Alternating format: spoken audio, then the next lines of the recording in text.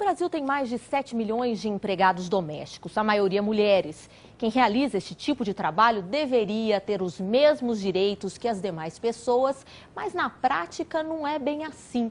Uma pesquisa revela que no mundo, 45% destes profissionais não têm direito a descanso semanal e muito menos férias remuneradas.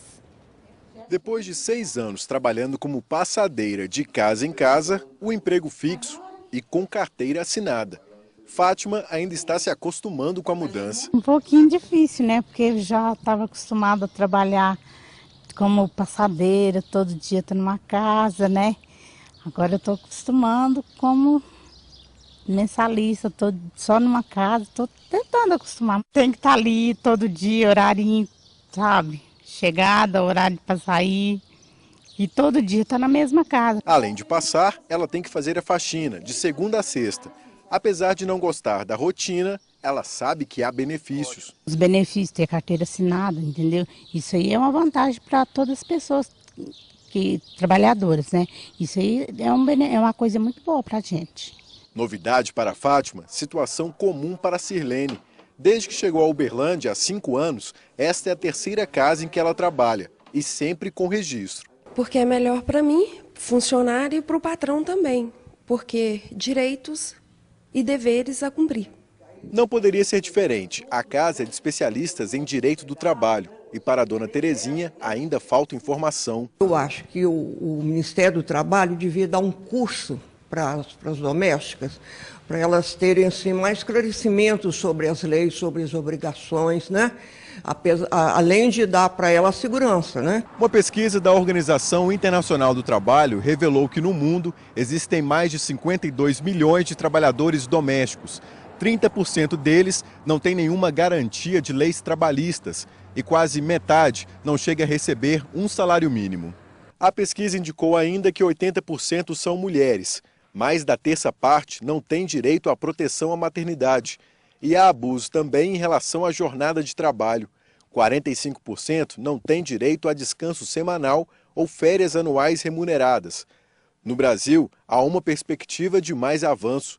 A proposta de emenda à Constituição, que pretende estender aos domésticos 16 direitos assegurados a trabalhadores urbanos e rurais, já está no Senado.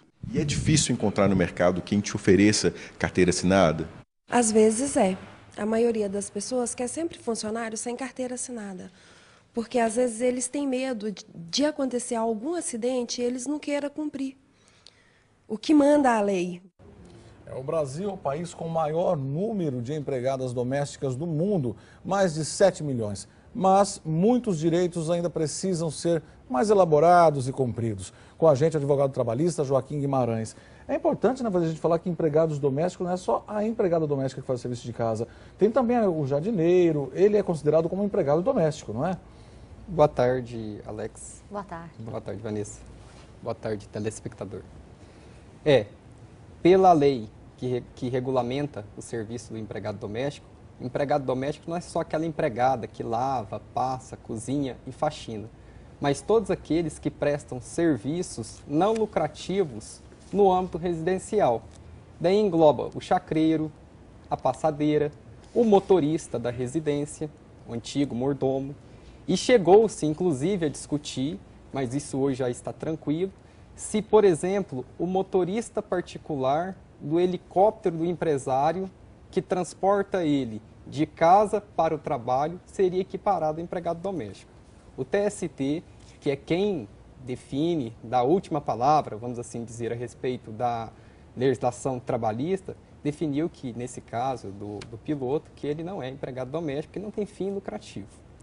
Ao longo dos anos houve uma mudança aí na rotina das casas, também mudança financeira, mudança de hábitos e os empregados domésticos, ou pelo menos a empregada doméstica, como a gente conhecia antigamente, essa rotina está mudando. Às vezes ela não trabalha todos os dias, ou então trabalha como diarista.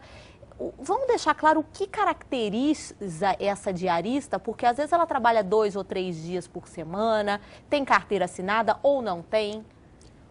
Houve, durante muitos anos, uma discussão a respeito do que geraria o vínculo de emprego, ou seja, o empregado não seria considerado diarista e o que ele seria considerado diarista. Em 2010, mais uma vez, o Tribunal Superior do Trabalho fez um estudo com base na Lei 58/59, que é a lei que regulamenta o empregado doméstico, caracterizando o que era diarista.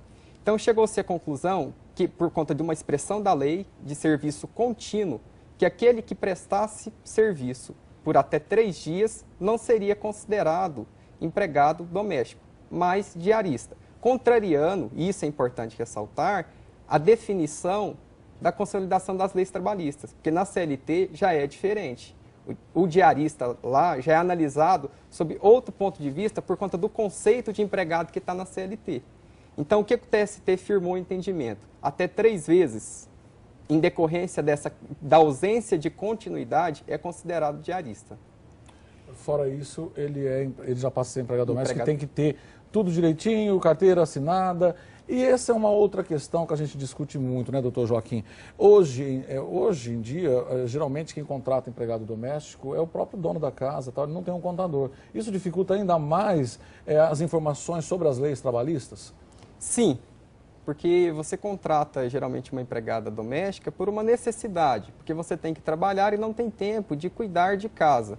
Então, a ausência de informação por parte do empregador, muitas vezes, leva com que ele não efetue o pagamento de determinado direito ou o recolhimento de determinado encargo por desconhecimento.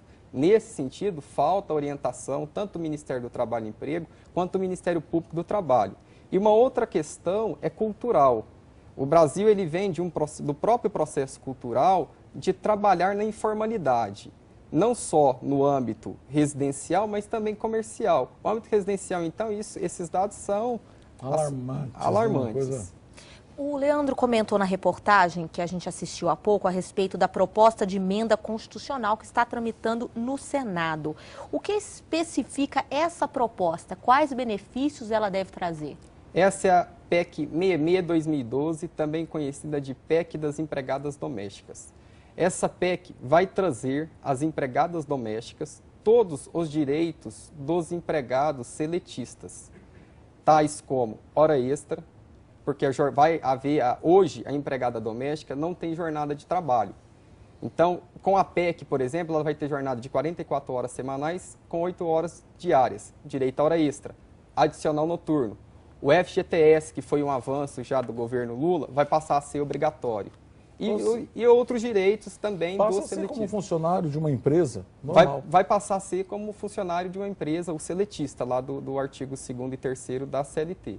Então fica aí a orientação. Muito obrigado, senhor, pelas informações aqui ao MGTV. A dica também da dona Terezinha, que comentou na reportagem, desse curso aí para as empregadas e também para os empregadores. Dica de curso, né? Muito obrigada. Excelente essa orientação por parte do Ministério do Trabalho e Emprego. Obrigado, doutor Joaquim. Obrigado a vocês.